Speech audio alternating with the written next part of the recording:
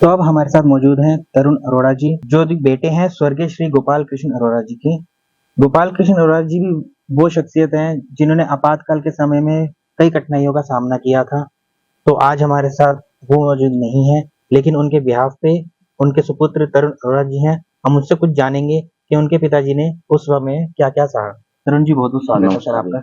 आपके पिताजी जो आज मौजूद नहीं हैं, तो उनसे जब आप घर में बैठते थे, चर्चा करते थे या वो जब अपने समय में बताते थे, तो उन्होंने आपातकाल के बारे में आपको क्या बताया? आपातकाल का जो समय था वो मेरे पिताजी हमें बताया करते थे। जब भी बताया करते थे वह बहुत भावुक हो जाते थे, क्योंकि उन्हें वह सब बातें पुनः याद आती थी। बेशक से उनके शरीर के निशान मिट गए हों, मगर दिल से कभी भी वो चीज़ें नहीं मिट पाई थी जो उनके साथ उस समय पर हुआ था। जी। उनको मुख्यतः पार्टी ने पोस्टर लगाने का काम दिया था। वह पोस्टर लगा रहे थे। पोस्टर लगाते हुए ही उन्हें पुलिस ने पकड़ लिया। पकड़ कर वो उनको मोतीनगर थाने में ले गए, जहाँ पर ले जा कर के उनको एक चमड़े के हत्थे से नंगा करके मारा पीटा गया। उनको इतना मारा गया कि वह उस हालात में नहीं रह पाए कि एक अच्छे हालात में जैसे होता है। यह कर्म उनके साथ सारी रात चलता रहा। पुलिस के बड़े अधिकारी भी वहाँ पर आते रहे समय पर, और ये कर्म उनको मारने पीटने का सारी रात चलता रहा, जो वे बताते थे, जिसकी वजह से उनका पूरा शरीर मतलब ख़राब हो गया। उनको इतना दर्द होता था, वह अभी तक बताते थे कि जो उनको उस समय की चोटें थी तो उसका दर्द वह अभी तक सहते थे। तो इस तरीके की बातें वो हमारे को बताया करते थे।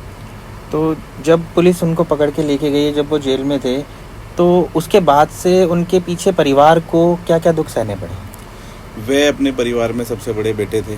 वह 3 भाई, 1 बहन, माता-पिता के साथ मिलन के सामने झुग्गियाँ थी उसमें रहते थे। हाँ जी। तो उनके ऊपर काफ़ी ज़िम्मेदारी थी परिवार की। तो वो जब पकड़े गए तो परिवार पूरा, एक तो उनको पता नहीं था परिवार को कि वह कहाँ चले गए। बिल्कुल। तो उनको ढूंढना पड़ा परिवार को। ढूंढने के बाद जब पता लगा कि वह थाने में है तो पूरा परिवार बिल्कुल एक असहाय सा हो गया कि आगे क्या करें, कैसे करें, क्योंकि वही सब कुछ देखा करते थे। बिल्कुल। तो परिवार में आर्थिक स्थिति भी बहुत ख़राब हो गई थी और परिवार टूट भी गया था।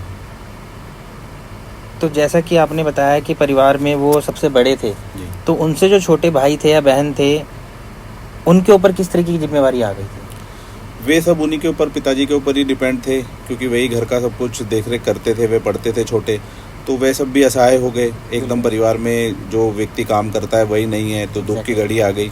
उनको भी ढूंढना पड़ा कि गए कहाँ, क्योंकि समय पर कुछ पता चल नहीं पा रहा था। बिल्कुल। तो काफ़ी दुखों का सामना पूरे परिवार को ही करना पड़ा।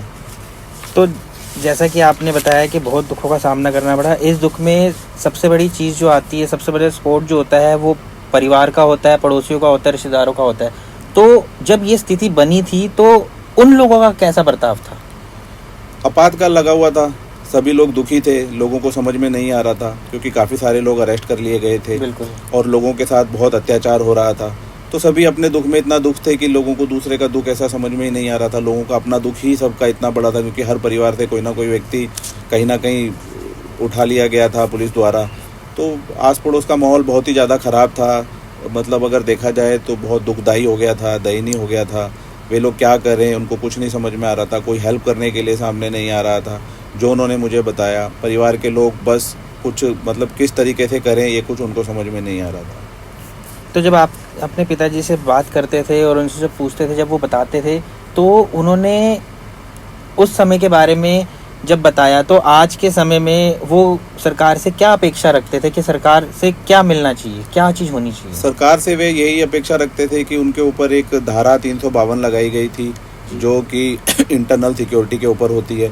तो ये सब लोग, जो मुझे पता लगा, एक लोकतंत्र सेनानी संघ बनाया हुआ है। ये सब लोग इसी तरीके का प्रयास कर रहे हैं कि सम्मान मिले, ताकि जो पीढ़ी है आगे, उन लोगों को भी पता लगे कि परिवार में इस तरीके की चीज़ें हुई थी। और परिवार के जो बड़े थे उन लोगों ने देश के लिए इस तरीके का संघर्ष किया था। तो सम्मान तो मिलना ही चाहिए। जो और कुछ अगर नहीं मिल पाता है तो उसके तो वे हकदार हैं ही, जिन्होंने इतना कुछ किया। क्योंकि ये सब होने के बाद में ही 1980 में जाकर जो बीजेपी की पार्टी है वह बनी थी। हाँ जी। तो जब पार्टी के लिए किया है तो कम से कम इतना तो होना ही चाहिए कि इनको कुछ ना कुछ इस तरीके का सम्मान पत्र मिलना चाहिए, जिससे कि पूरे परिवार में वे यादें रहें और पता रहे कि ये संघर्ष किया है। बहुत बहुत शुक्रिया।